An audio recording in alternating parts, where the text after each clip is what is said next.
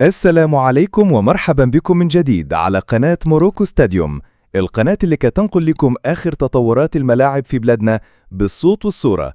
رجعنا لكم اليوم بصور جديدة وحصرية من داخل ملعب مولاي الحسن بالرباط، واللي كتكشف لنا تقدم واضح في عدد من النقط المهمة، وها هي التفاصيل.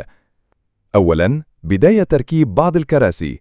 اليوم شفنا مفاجأة كبيرة، وهي أول عينة من الكراسي اللي بدأت كتركب في بعض مناطق المدرجات.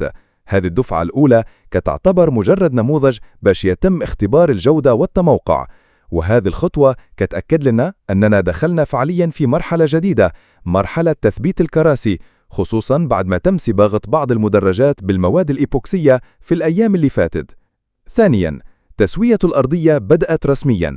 من خلال الصور اللي توصلنا بها كيبان بوضوح أن الأشغال على مستوى الأرضية انطلقت، وكين تحرك واضح في ساحة الملعب، بحيث كيتم وضع الطبقات التقنية وقنوات صرف المياه، وهذا بطبيعة الحال كيسبق مرحلة تثبيت العشب الطبيعي. يعني الملعب كيتوجد فعليا باش يستقبل الميدان الأخضر في القريب العاجل. ثالثا، الأجمال الأخرى ما زالت مستمرة، سواء على مستوى الهيكل الحديدي أو السقف. كاين تنسيق كبير باش يتزامن العمل بين الأرضية، المدرجات والسقف، واللي كلهم كيتحركوا بشكل تصاعدي نحو إتمام المشروع. بكل وضوح ملعب مولاي حسن دخل مرحلة اللمسات الأولى من التشطيب، والأيام الجاية غادي تشهد تسارع كبير في أشغال تثبيت الكراسي والعشب، وهادشي كيخلينا متفائلين بأن الملعب غادي يكون واجد في الآجال المحددة، استعدادا لاحتضان مباريات كأس إفريقيا 2025.